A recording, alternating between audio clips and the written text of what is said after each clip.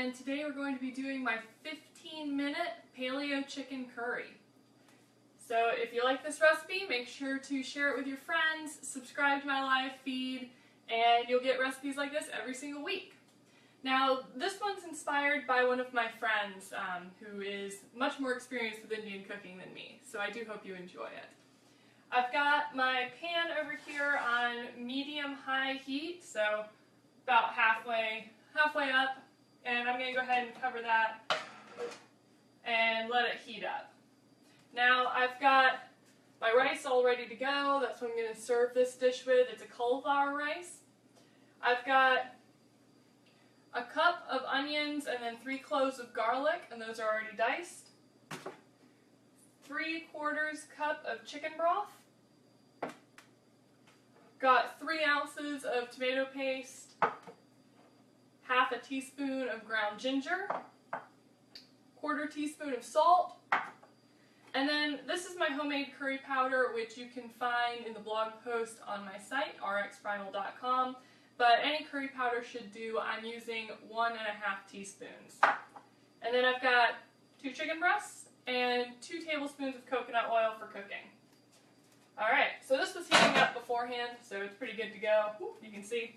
So I'm going to go ahead and pop in the cooking oil. There we go. Just getting it off there. Alright, and let that melt.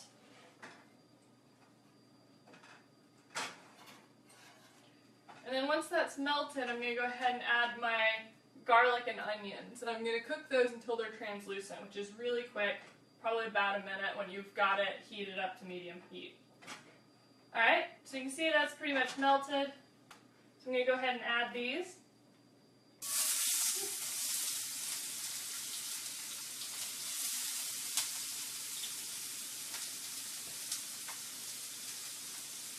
There we go. And I'm just going to keep stirring those. Now, when the onions start to turn translucent, that's when you're going to want to add your spices, your chicken broth, and your tomato paste. And that should be very quick. You just want to get them a little cooked down before we add any of the cooler ingredients. So that way they're fully done once the dish is done. Now this one it's pretty light as far as the flavor profile. So this is going to be good for anyone. You can serve it to your kids. If your husband's a little picky, it goes over well. Adam actually licked this plate, which is pretty funny. That's when he likes it. So it is pretty good. And it's not overpowering, which I really like Indian foods. If we go out to a restaurant, I'll order the goat and whatever that comes with, and I don't know if I can do Indian hot all the time, but sometimes it's pretty fun. Like Indian hot with a special little denotation on the menu. There we go. Alright, so those are starting to turn translucent. So you can see, let me grab this so I don't burn myself. Maybe you'll see those are starting to go translucent. There we go. So not completely see-through, but also not opaque. There we go. Alright, so now I'm going to add the tomato paste, chicken broth, and my spices. So again, this is about 3 ounces of tomato paste. That's about half of one of those little jars. 3/4 cup chicken broth. There we go. And then I've got a 1.5 teaspoons of curry powder, 1/4 teaspoon of salt, and then we've got a 1/2 teaspoon of ginger. Now the curry powder does have ginger in it. I'm adding a little bit of extra. So go ahead and stir that. Just get everything worked in. There we go. And then once I've got it all stirred together, I'm going to leave it on medium heat and let it cook down for a couple minutes. There we go. Alright, so while that's cooking down, I'm going to go ahead and slice the chicken breasts. So if you've seen my other recipe for cooking chicken breasts, It's normally I'll pound it. In this case, I'm not going to pound it because I'm going to be putting in. Essentially, this will be simmering once we get it in there. So I'm going to go ahead and take it and just slice it right down the middle. And if it's a little off, that really doesn't matter. I don't think I've ever sliced a chicken breast perfectly in my life, so if you don't, it will turn out absolutely fine. There we go.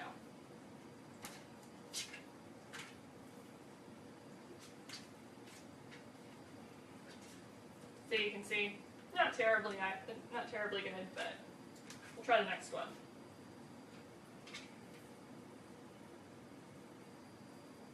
Alright, and all I'm doing is I'm taking my knife, just putting it about halfway down, and then just cutting.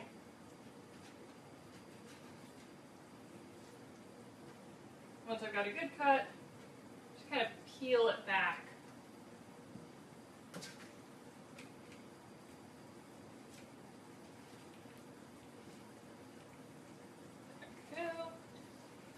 Normally I use a larger knife. I don't know why I didn't grab it, but if you're using, here I'll just grab it right quick. Chef's knife normally helps. You're not trying to make the tiny cuts like I was just trying to do there. I used this earlier to dice my onions and garlic. There, that's much better. You can see these are a little bit more even. Now let me not put that back in the knife block. But you can see these guys are a little more even than the first one, so try to use the chef's knife.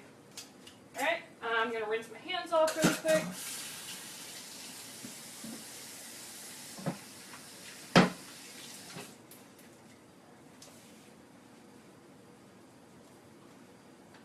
And pull out some tongs. Alright, so you can see this guy's starting to bubble, starting to cook down.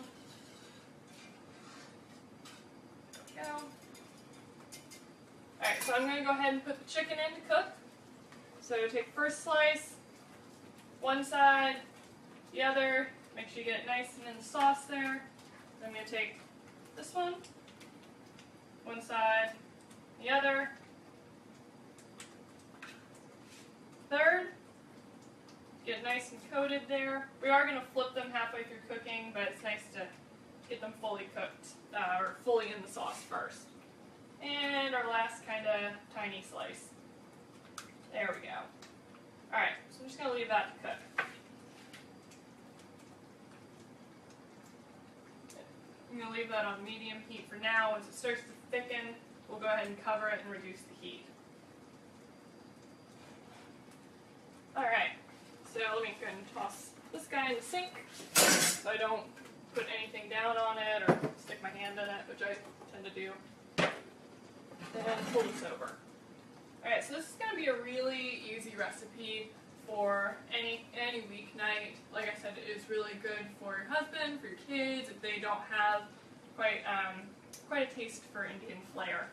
My friend who originally made this, he actually cooks it for quite a bit longer, and he also does a little bit more complexity with the flavor profiles. He uses some cumin seeds, which are really good, like the full cumin seeds, and goes and toasts those first. And he'll top it with some coriander leaves, which I've never used. I think that's really cool. But this is just a very basic, very simple recipe. Alright, so you can see the sauce is starting to thicken. I'll put my whisk over here. Let me do that. There we go. Alright, now I'm going to reduce the heat. Putting that on about a 4, if you can see. And I'm going to cover it. Kind of reduces the splatter too. Alright, and so this is going to cook really fast. You're going to do about 5 minutes on one side and 3 or 4 on the other. So if you're enjoying this video and you want to stick around with me to see it come out and we'll slice and serve, then please do share the video. You can subscribe to me on my website, which is rxprimal.com. I do a lot of paleo recipes. I try to make them fast because I know you don't have a lot of time. And there are usually dairy-free options. Some people find that dairy can add weight gain. It can make it difficult to lose weight. So there are dairy-free options. Most of my recipes are very low-carb. So if you're trying to lose weight, that's a great way to do it. And all of them are, of course, paleo friendly. So I work with very simple ingredients that you can get at stores and make it a little bit easier on you. You'll find everything from dinner to lunch to dessert. You can also find me on Pinterest. I am on Pinterest a lot. So that's a good place to find me. So if you want to check out my cauliflower recipe, this one's actually really easy to make as well. You'll find it on my blog. All you have to do is take a head of cauliflower, run it through the grater attachment on your food processor, and then cook it for 40 minutes. You would want to stir on each side after 20 minutes, or stir on each side, wow, sorry, still in chicken mode. You would want to actually stir the rice after 20 minutes and then put it back in there. I put it at about 425 with just a little bit of avocado oil on it. It comes out really nicely. I actually think it's a better flavor profile than rice. It's a little bit more interesting, really nice and roasted, which has a great flavor. It pairs really well with anything. I have paired it with everything from Indian to Italian to French cooking, so it works really nicely, and I like to keep a lot of that on hand. So, so while this is cooking, I'm just going to talk a little bit about why I'm using these ingredients. The chicken I get from Costco. It is boneless, skinless, so that's very bland a lot of times, if you would. It's a little hard to work with because if you don't have the skin on it, then it's going to get dry very quickly. And the bone tends to add a lot of flavor, so if it's boneless and skinless, you've got something dry and not very flavorful. So a great way to deal with that is either to cook it in liquid, like I'm doing here, or you're going to want to basically fake a skin, where you take parchment paper and you lay it over top of that. Or if you cook it in some fat, like you'll see in my other video, how to cook boneless, skinless chicken breast perfectly every time. You cut it in half, flatten it so it cooks very quickly, and cook it in some fat, and then throw it in the oven for just a little bit to make sure it's done all the way through. You don't want to overcook that. So, very easy recipe, but you just gotta know how to treat it. That's my dog. That's Lily, quiet! So, next, tomato paste. I love working with tomatoes. It gives it a nice rich flavor. Tomatoes are really awesome for you, and it's virtually during the winter when the farmer's market is down, it's probably one of my go-to vegetables. And it's the canned tomatoes are actually more vitamin rich than the ones you get in the store. So if you go to the store and you're looking at their fresh tomatoes, those aren't actually fresh. Those have just been packaged or boxed and shipped when they were still green, so they didn't come to kind of the full nutrient profile that they could have. They pick them before they're ripe, ship them. In a lot of cases, they artificially ripen them, so they never get the high nutrient profile. And then while they're shipping, the nutrients that they do have are actually degrading very quickly. So one of the things that I like to do is, if it's in the winter and I don't have access to the farmer's market, then I will buy canned tomatoes, because when they can them, they'll pick them when they're ripe, they'll put them in the can, remove the oxygen, so the nutrient profile isn't breaking down quite as much. For the same reason, here I'm going to go ahead and flip the chicken, and I'm going to finish cooking it uncovered. You can see this is getting a little bit, a little soupy, so you want to finish it uncovered. And I have no idea where to put my tongs, so let me just get, I don't have another pair of tongs. Alright, so I'm going to be creative here. Hopefully I don't splash myself. There we go. Just going to flip the chicken over. I'm going to cook it uncovered for another 3 to 5 minutes. I'm sorry, 3 to 4 minutes. Here, let me not lose those, so I'll put them right here. So, canned tomatoes, great. For the same reason, if I don't have access to the farmer's market, I buy a lot of frozen vegetables, because those are picked when they are actually ripe and then flash frozen. And you can get large bags of organic frozen vegetables from Costco. I really do like Costco. They're trying to move more towards the sustainable, the organic, and they're trying to provide that for people. They do have 100% grass-fed beef, as does Sam's Club, as well as they have all of the boneless, skinless chicken breasts you could ever want.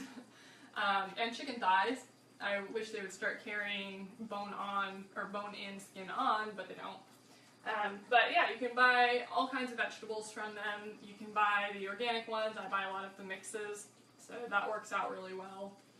And if you do that during the winter, you can still get a lot of vegetables, but without kind of compromising that quality, because you do get kind of the degraded nutrients when the vegetables are ripened artificially and when they're shipped. So one of the reasons I do work with canned tomatoes, it's summer now, which is awesome, and so my fridge is stocked full of cauliflower from the farmer's market and basil, and I picked up a really great heirloom tomato, but you do want to keep that in mind for the winter. Alright, so this is looking good. I'm going to give it a little stir just to kind of get some of the oil back into the tomato paste. You can see I'm just stirring around the chicken.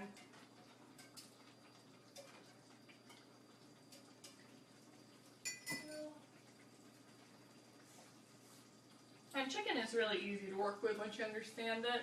I like to balance the chicken and the ground beef that we get. Sorry, my glasses are getting a little bit of steam on them there. But I like to balance the burger, like we'll use a lot of burger because, again, Costco carries pasture-raised beef.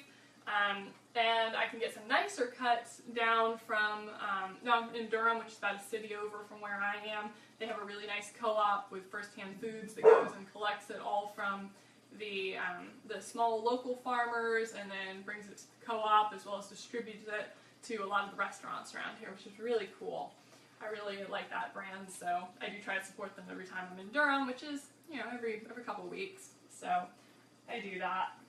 But in the interim, I can freeze a lot of beef. Now, I've also recently found that our Harris Teeter is carrying the Neiman's brand. Purdue recently acquired that, and so I do like to avoid it because while I read through all of the regulations for how the animals are treated, and it seems fine, you know, from my opinion, it seems like the animals are being treated decently, but Purdue has a pretty nasty structure of how they operate a business where they don't treat the farmers very well. You can read about this, I believe it's in Nicolette Hahn Neiman's book, Righteous Pork Chop. I'll have to check on that one. But they basically structure it so that they subsidize the top producing farmers at the expense of bankrupting the smaller farmers who have taken out large loans to begin farming. So I really don't like their business practices, so I try not to purchase from them. I try to really buy from the farmers locally. Alright, so we've got about 1 more minute on the chicken. You can see it's still simmering in there. That's going to be nice, thick sauce once we're done. And we're going to be able to carve up the chicken. It's going to look really nice. It's pretty yellow from the turmeric.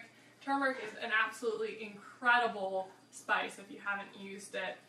It has been used to treat a myriad of illnesses, as well as it's really got it's got the antimicrobial, it's got anti-inflammatory effects, and inflammation, as you may know, can lead to a host of problems, including problems with your arteries, problems with your heart, problems with your joints.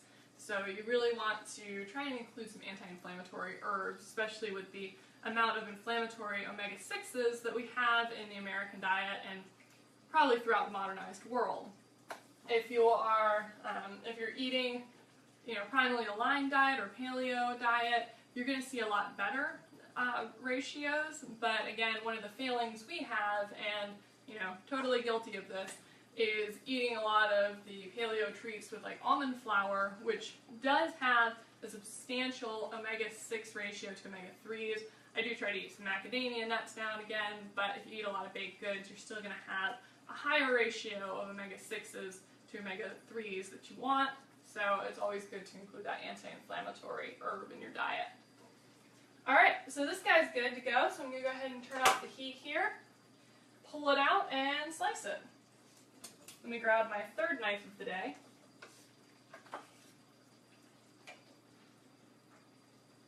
Oh, and I'll turn off the heat for the other ones. Oh, I already did that. Okay, we're good. Alright, grab a fork rather than trying to hold that with a spatula. Luckily, everything is within arm's reach in this kitchen, so. There we go. You can see it's perfectly cooked through, still nice and moist. So you can just carve that up and serve it on top of your rice. And that's going to be a really pretty dish if you really want to do like an impressive dinner where you serve it in the kitchen and bring the plates out all nicely done. You can cut it on a separate plate so you don't get the sauce kind of splattered around here. And then you can always take the sauce, and here I'm just going to grab this cup. Take the sauce and pour it over. There you go. Alright, so that's it. Again, if you like the video, please share it with your friends, please subscribe, and I will see you all next week. You can find me on my website at rxprimal.com in the interim. Plenty of recipes, lots of tips, and I look forward to seeing you again.